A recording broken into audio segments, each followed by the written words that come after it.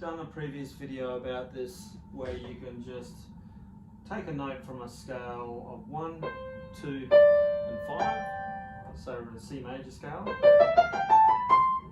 take C, D and G, and you can use that as like a 3-note scale across the keys to improvise here. Usually just underneath chords, so we might go, you can pick any of the 6 chords, C, 1, 2, 3, 4, 5, or 6 for the triad chords, and improvise over that using these notes. It works quite well.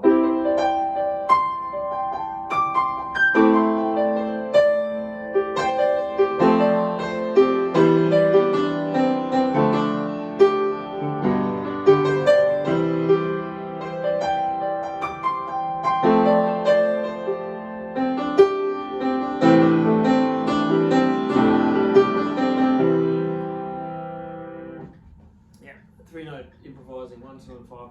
It's quite versatile. You can get quite tricky with it, make cool patterns. And I want to just take that a step further today and get into using it just on, I guess, any key. It would sound a little more jazzy, a little more prog, I guess. And let's just keep it simple in the left hand here. So instead of playing a whole chord, we're just going to play a fifth. So you have to know, I guess, as many fifths as you can. So the white note fifths are quite easy to work out. So using every key on the white note scale of C, except for the B. Because the B, you get that augmented fourth, diminished fifth. We want that open, perfect fifth. So all these are fine. So 1, 2, 3, 4, 5, 6 of the C scale is good. And then for the black notes, let's say if we start at C sharp here, the majority of them black to black. They have 2 black notes in the middle between the outside black notes, which make a fifth. So say C sharp to G sharp. They have 2 black notes in the middle. So you can gauge it that way. E flat, B flat, F sharp, C sharp, A flat, E flat. Or essentially, they're the chords without the third in the middle for C sharp, E flat, F sharp, A flat, and there's another one you could throw in there too, which is, well, we could keep it simple for now, so we're just using that set. There's also B flat, which is a black and a white combo, and B, which is a white and a black combo. We could throw those in, or maybe we could leave them out a bit to keep it simple. So, this time when you improvise, before when we use this 3-note scale, essentially in C major,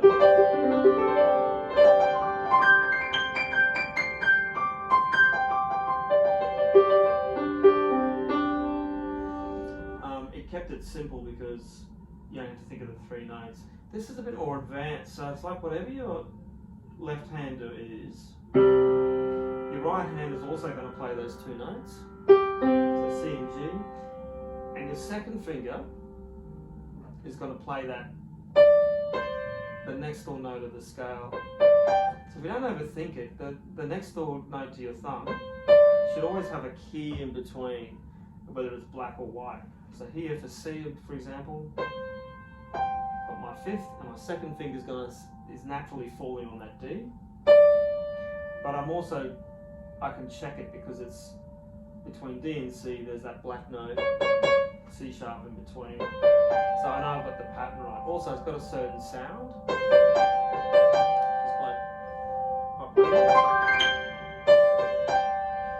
And if we do it on the other one, so if we go up our other white notes, so I actually say D, play a fifth above that. My pinky's already sitting on that A. Keep your hand position on that 5 note. And my second finger's falling on that E.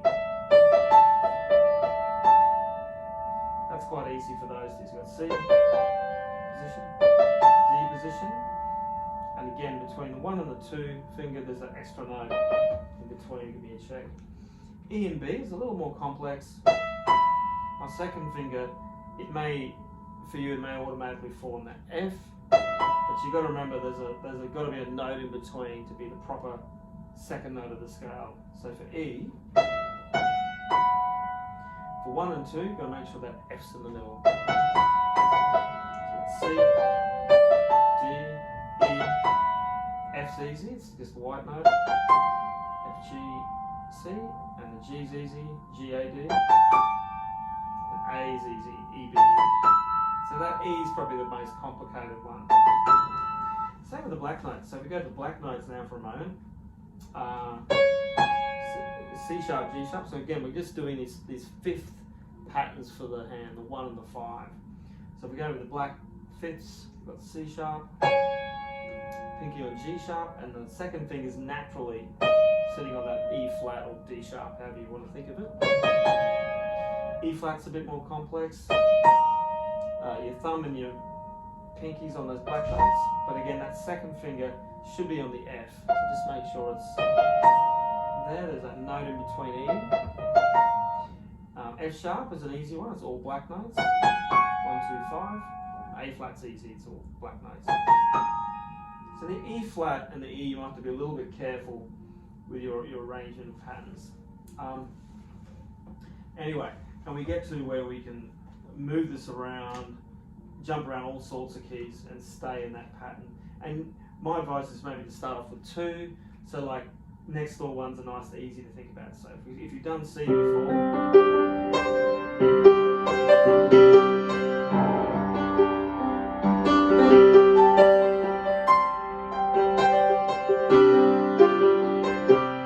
get familiar with that and move up to your D one now. So for the D, left hand goes on the DA fifth, right hand is also on the DA fifth, but it also has that second finger on E, which makes it quite easy to think about. Back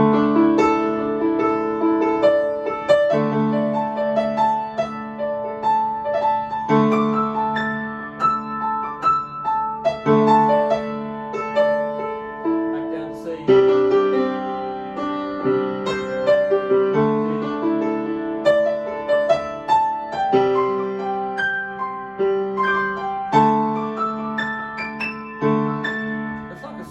Just by switching between those two, you could add more variants, and you keep on going. I'll try to be a bit more random, so I'll take it to an extreme where you could go with this. You just have to get familiar with switching. The good thing about the beauty of this is it's a little bit more interesting than using. You could do this with just 2 notes for each hand. So you could just use C and G for the left, C and G for the right, then D and A for the left, D and A for the right. But it's a little bit monotonous. Well, for me, just using those notes. The second gives it a little bit of more variety, and because you're moving around all sorts of different keys, that's a nice change also. So let's take it to let's just go exploring. Here we go. I'll start on the C and go off on a tangent, just using those 6 white key positions and those 4 black key positions if I can.